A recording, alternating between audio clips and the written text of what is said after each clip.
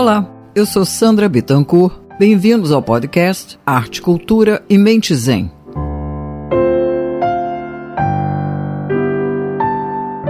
Há 20 anos, a Arte Plural Galeria assumiu o compromisso não apenas de exibir arte, mas de construir narrativas, promover o pensamento crítico e desafiar o olhar do colecionador e do público. Graças ao trabalho curatorial e ao empenho do fotógrafo e galerista Fernando Neves, virou ponto de referência e atua como formadora de opinião na cena artística pernambucana, priorizando caminhos que privilegiam a pesquisa, a qualidade conceitual e a ousadia dentro da tradição e da contemporaneidade.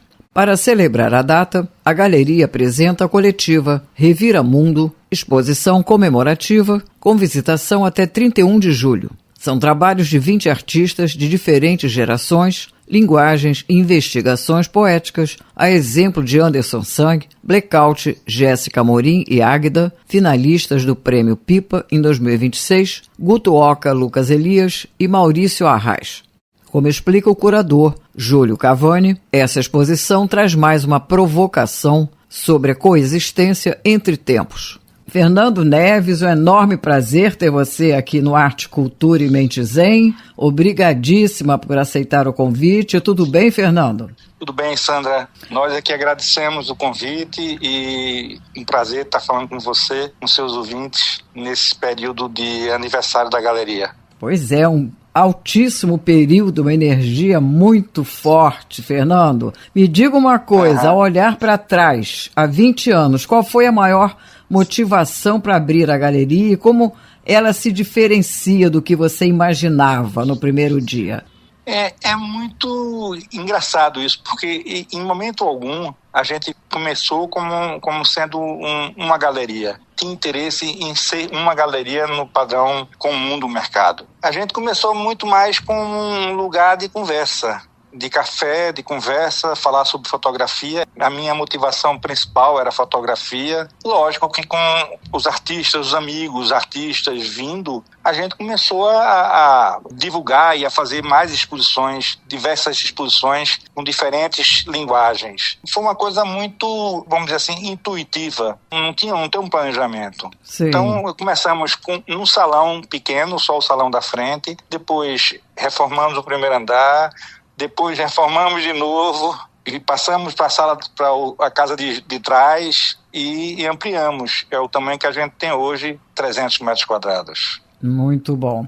Agora, Fernando, o mercado de arte, né? Ele passou por crises. Como a galeria se manteve, né, de uma forma tão digna, resiliente ao longo de 20 anos? Como é que foi isso? É uma batalha constante, né? É um trabalho árduo feito pela nossa equipe, pelos nossos colaboradores e pelos nossos, que eu costumo chamar, sócios afetivos. São os curadores, os amigos artistas, os jornalistas, todos que curtem a arte plural ou que frequentam a arte plural, são nossos sócios afetivos. E essa luta vem sendo insistente, vem sendo uma constante, mas sempre com muito prazer. É um trabalho que nos dá muito, muito gosto e nós não nos preocupamos em crescer ou em ser uma coisa diferente.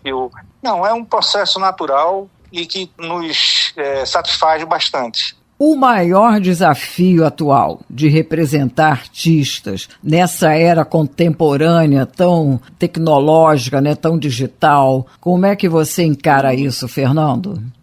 A gente está começando a pensar não, pensar já pensamos há bastante tempo, mas está começando a atuar, a agir num processo de mudanças, de buscar novos meios, novos caminhos, conversando com pessoas do mercado, com pessoas que conhecem as artes aqui e no âmbito nacional também, para melhorar sempre que possível a nossa participação no mercado de artes e o mercado aqui em Pernambuco deu um salto interessante nos últimos anos, principalmente com o advento da feira Arte PE, que é feita com muito profissionalismo, é um trabalho muito, muito legal que o pessoal faz, o Diogo, e agora com a Beth da Mata. Eu acho que isso tem feito um diferencial para as galerias de arte locais, regionais e agora no espectro nacional. Quer dizer, eu acho que isso tem sido muito bom, muito positivo. Sim, sim. E o que ainda falta fazer, hein, Fernando? Quais os sonhos daqui para frente? Existe?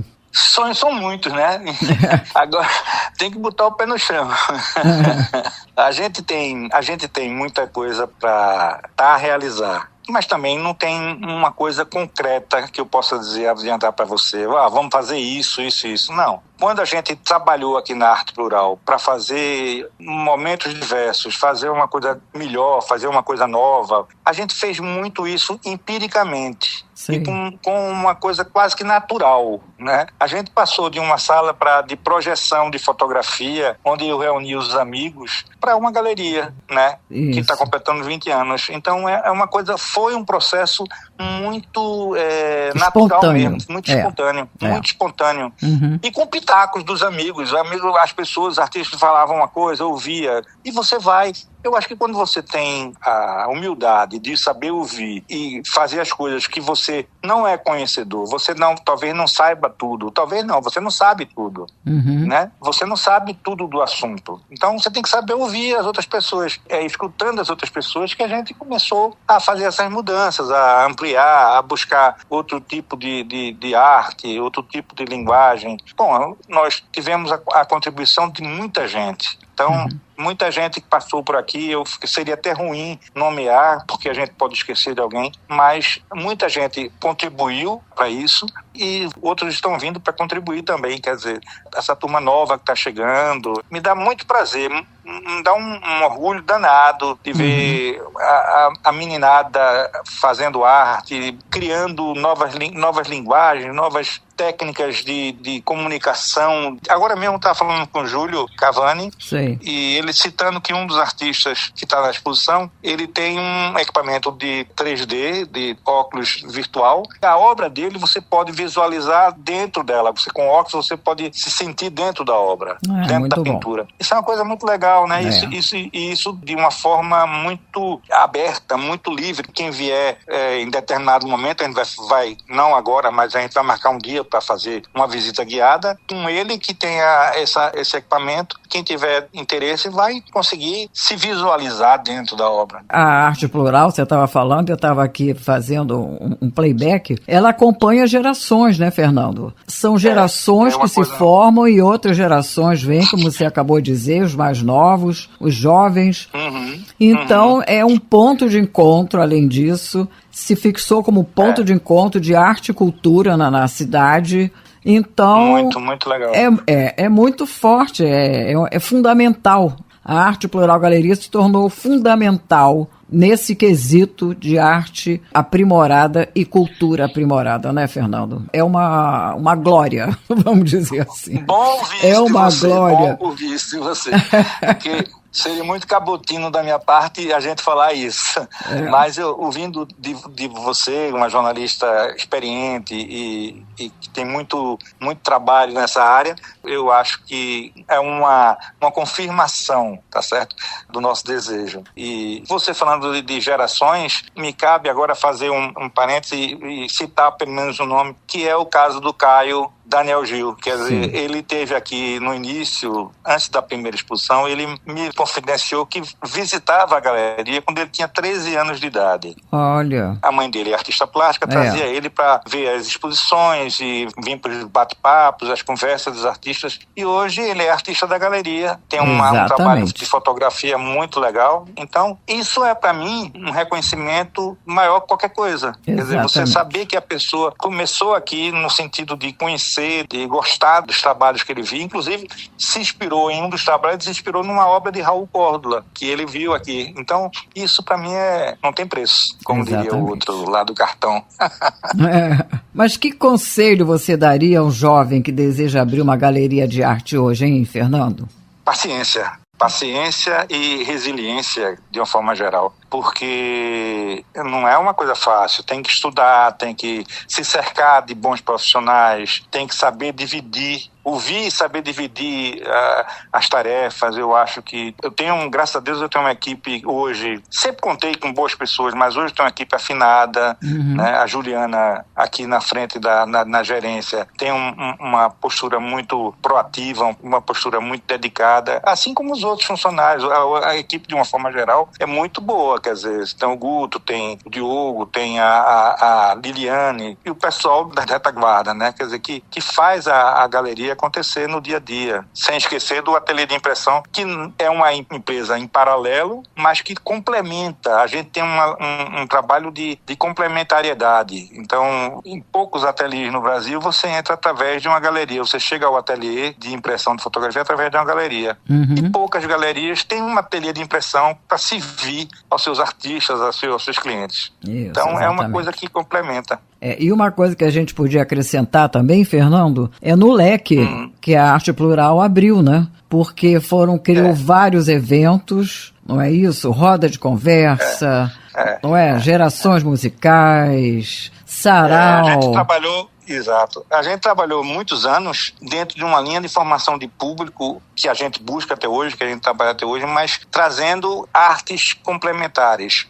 Artes que falassem, que conversassem entre si. Então, eu fui muito feliz, assim, as ideias do Homero Fonseca, do Marco Polo, do Geraldo Maia, trazendo aqui as canções que ele cantava, isso tudo no sarau. E no Gerações Musicais, a gente teve uma coordenação de Marco Rosati, mas sempre com muita gente boa. Os grandes nomes atuais da música de Pernambuco passaram por aqui. Eu acho que isso é uma coisa muito gratificante. 20 anos em uma palavra, Fernando. Prazer. Prazer. Muito bom.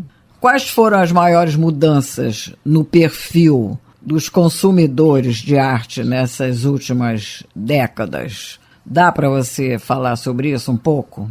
Veja bem, a gente tem uma mudança constante, até porque a galeria ela não se prendeu a um grupo fechado, um grupo pequeno de colecionadores. Desde o início, a nossa, eu diria que o nosso campo de busca, de ação, era na formação de público. Então, hoje eu tenho não só artistas que começaram como visitantes, mas temos também compradores que começaram a curtir a arte aqui. Sim. Colecionadores que começaram a colecionar aqui. Isso eu acho que lógico que você tem que buscar sempre otimizar essa questão comercial e buscar novos compradores, mas sempre com uma calma e com a tranquilidade que as coisas acontecem. Você não pode brigar por espaço. A questão mercadológica, quando a gente analisa do ponto de vista econômico, remonta sempre a uma briga por espaços, a uma briga por colecionadores, por compradores, por artistas.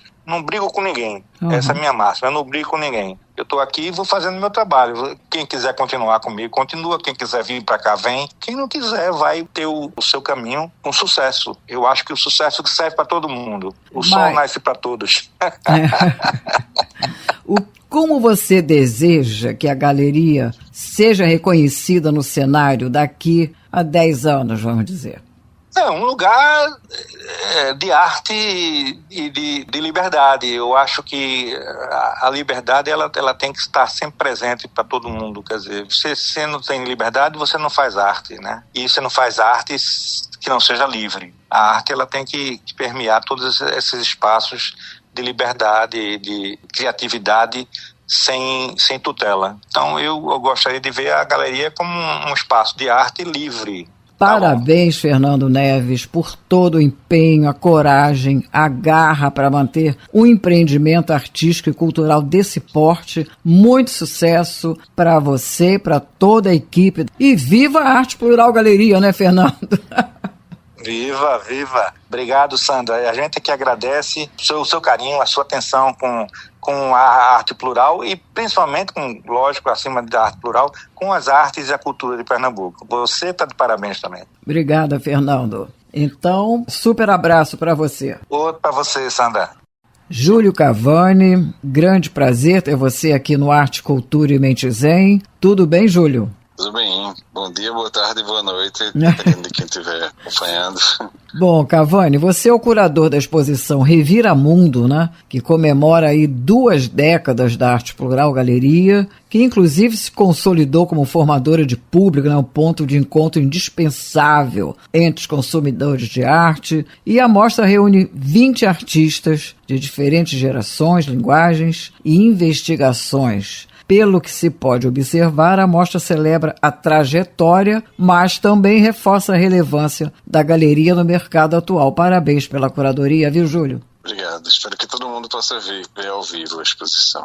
Bom, então, como é que a exposição reflete os 20 anos de trajetória da galeria? Eu gostaria de saber se houve uma preocupação em contar uma história cronológica, temática. Quais foram os caminhos, Júlio? Eu acho que é justamente o contrário de uma lógica cronológica. São 20 anos e nesses 20 anos passaram pela galeria artistas de estilos completamente diferentes entre si, de várias gerações. O que era tendência, por exemplo, em 2005, 2006, quando a galeria começou, hoje em dia já deixou de ser tendência, tem coisas que voltaram a ser, depois deixaram. Então, ao pensar num tema assim, para a exposição, a gente achou melhor não escolher uma temática em si, assim, um gênero predominante, um assunto predominante, mas uma reflexão justamente sobre a passagem do tempo, sobre essa questão de serem 2 décadas, o que era novo naquela época, será que está velho agora e o que era velho naquela época volta a ser considerado novo? É mais uma lógica de coexistência entre tempos diferentes que convivem no mesmo espaço. Artistas de uma determinada geração trabalhavam com determinada linguagem e aí a gente vê artistas jovens resgatando aquela mesma linguagem que aqueles artistas trabalhavam. Então tem muito essa lógica assim, mais de coexistência de tempo, como se passado, presente e futuro fosse uma coisa só. Sim.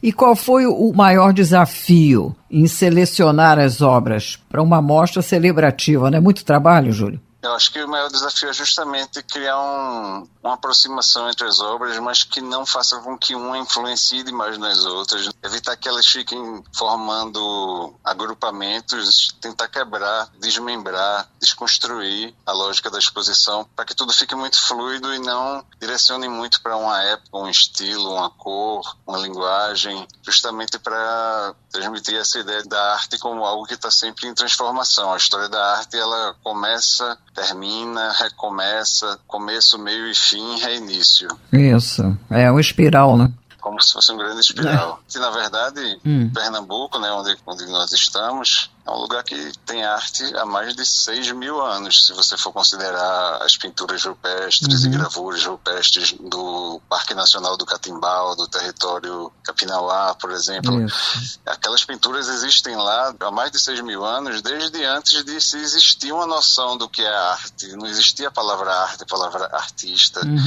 Essas classificações foram surgindo depois, num contexto europeu, euro-ocidental, talvez bem no Egito, na Grécia, na Roma Antiga, mas a arte já estava aqui, né? Então, a história da arte começa quando? Termina quando? Ou nunca começa, nunca termina, não tem um começo nem um fim definido, ou ela recomeça de vez em quando. Então, eu acho interessante também esse contexto. A gente está num lugar, num estado, numa região, né, que tem registros de arte tão antiga, e tem muita gente produzindo arte sem parar, e é interessante enxergar a história da arte como uma coisa só, com diferentes aproximações e distanciamentos. Sim, sim. E quem participa, Júlio? Dá para você dar uma geralzinha para gente? São 20 artistas, né? A maioria já fazem parte do elenco, vamos dizer assim, da Arte Plural. 10 fazem parte já há alguns anos do elenco da Arte Plural. 2 estão chegando agora e os outros são convidados, artistas que não trabalharam ainda com a galeria e que estão representando, vamos dizer assim,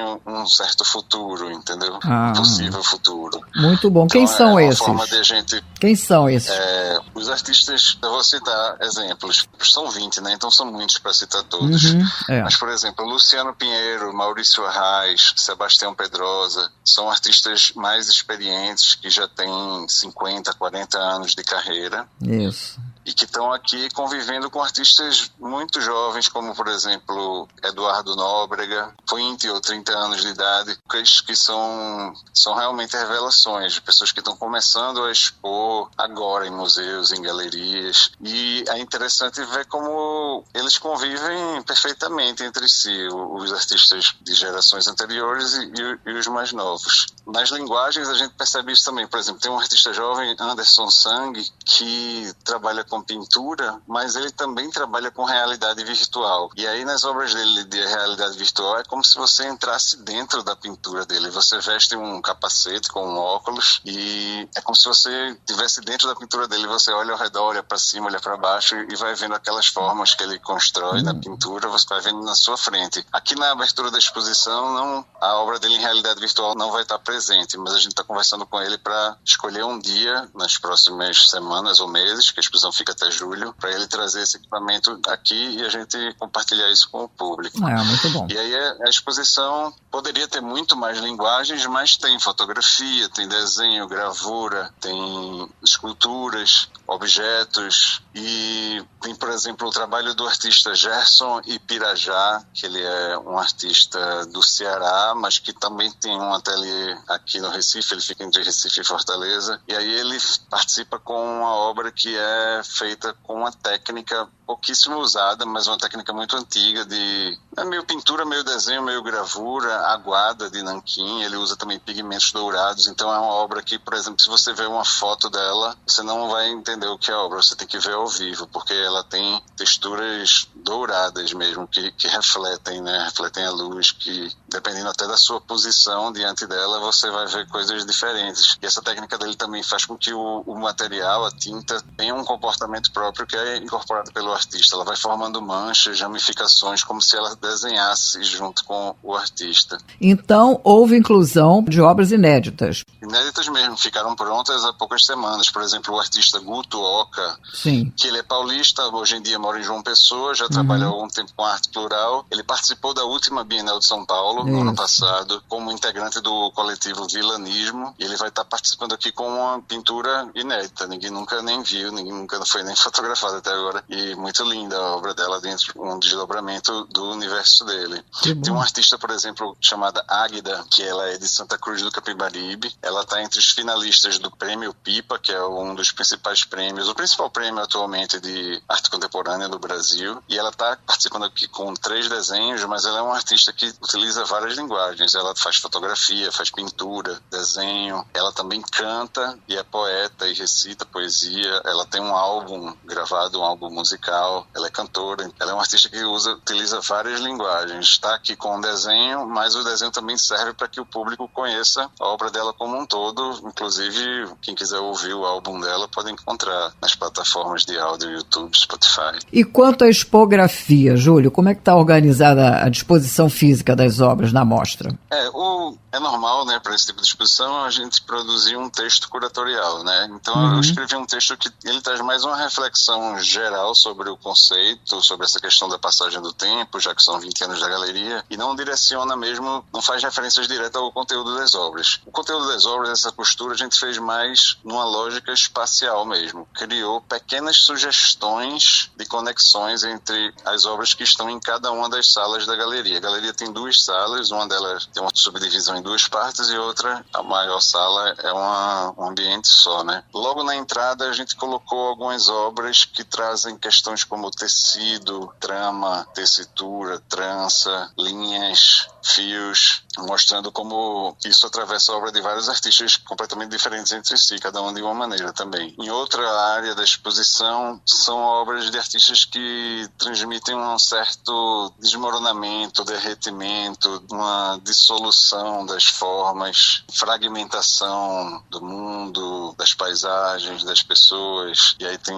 obras com elementos de paisagem, só que desconstruído. Só que, mais uma vez, né, eu evitei colocar lado a lado trabalhos muito parecidos entre si, para que cada um reforce a sua individualidade. Então, existem conexões, mas essas conexões são meio sugeridas e também meio limitadas para que cada um transmita a sua própria ideia sem que a obra deles se confundam entre si. outra área da exposição, a gente já reuniu mais obras que retratam figuras humanas, porém sempre num contexto mais cultural, comportamental, como se eles fossem cronistas do cotidiano. E aí entra a obra de Blackout, com um personagem com um cabelo pintado, ou a obra de Adeildo Leite, que tem um personagem com o celular na mão, né? Já nessa geração, nessa época dos selfies, das fotos de celular. E ele está ao lado de uma obra de Maurício Arraes, que é uma senhora numa feira. O título é A Feira. E a obra de Adeildo, o personagem com o celular, ele está meio que fazendo uma foto de um cartaz da Bienal de São Paulo. Então tem uma sugestão meio implícita, assim, entre feira e Bienal, feira e exposição de arte, feira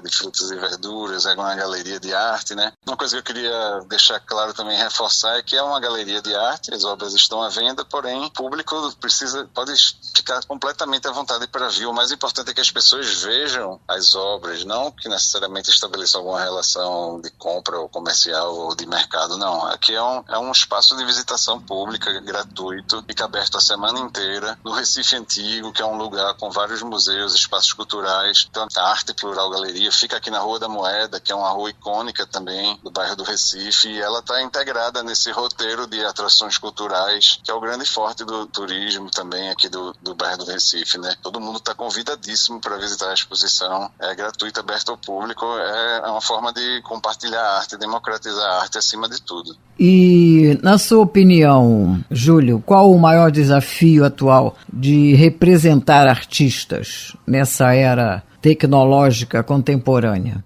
Bem, eu, além de fazer curadoria de exposições, eu também tenho alguns projetos artísticos e também faço a curadoria de um festival de cinema, o Animage, e tanto nas exposições como no Animage, que é um festival de cinema de animação, eu percebo que o que se sobressai é o lado humano das obras, né? Mesmo que alguns artistas usem tecnologias, como eu citei Anderson, que usa a realidade virtual, ou animadores que usam computação gráfica e tudo, o que se sobressai no fim das contas é a expressão humana, é aquilo que só um ser humano pode fazer e nenhuma máquina nunca vai conseguir reproduzir. Não necessariamente as coisas mais artesanais, só que as coisas que deixam a marca humana ali mais evidente, sabe? Eu acho que uma exposição de arte com os trabalhos predominantemente artesanais transmitem muito essa ideia de como a arte é algo humano que nenhum robô nunca vai fazer da mesma forma. E qual a pergunta que essa exposição faz ao público em 2026, hein, Júlio? Eu acho que a pergunta tem muita relação com a ideia de arte contemporânea. O que é contemporâneo, moderno, primitivo? Será que faz sentido fazer essas separações? Ou será que essas separações só interessam a um circuito institucional ou ao mercado? Será que faz algum sentido separar as obras de arte temporalmente, assim, em épocas, em períodos, em tendências? Eu acho que essa exposição, como eu falei, traz mais uma provocação sobre a coexistência entre tempos, coexistência entre épocas, sem diferenciar o passado, o presente e o futuro. E quem se interessa pelo trabalho de curadoria, qual o seu conselho? Acho bem legal essa pergunta, porque muitas pessoas nem sabem o que é curadoria. Essa expressão, inclusive, não existe há tanto tempo assim, não é tão praticada de forma comum há tanto tempo, mesmo no circuito de artes, né? Então, a curadoria pode acontecer de várias maneiras. Pode ser um acompanhamento do trabalho dos artistas, que depois vai ser, vamos dizer assim, recortado por um curador para levar para uma exposição. Pode ser a reunião entre trabalhos de artistas diferentes para que se tente criar uma costura entre eles, ou quando é uma exposição individual, pode ser uma criação de uma espécie de narrativa das diferentes obras daquele artista, uma forma de apresentar as obras, sugerindo algum tipo de roteiro ou recortando um tema ali dentro. Existem várias formas de fazer curadoria de exposição, ou seja, de festival de cinema ou de uma sala de cinema, né? Então, eu acho que é mais isso, é como se fosse um recorte que vai iluminar aspectos e sugerir formas de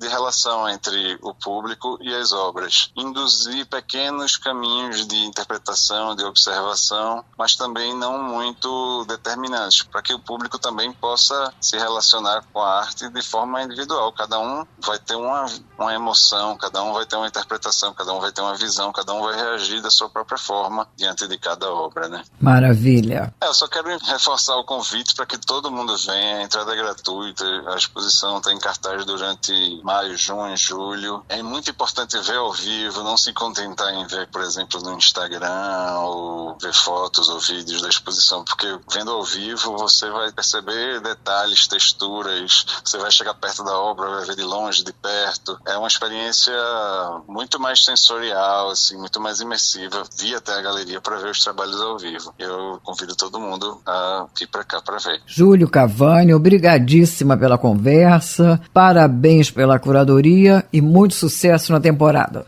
Legal, obrigado também pela oportunidade de conversar. Todo mundo está convidadíssimo para visitar a exposição, é gratuita, aberta ao público, é uma forma de compartilhar a arte, democratizar a arte acima de tudo. Vou ficando por aqui. Não se esqueçam de curtir, se inscrevam no canal, compartilhem e ativem o sininho das notificações para serem avisados quando sair uma nova conversa. Obrigado a todos. Até!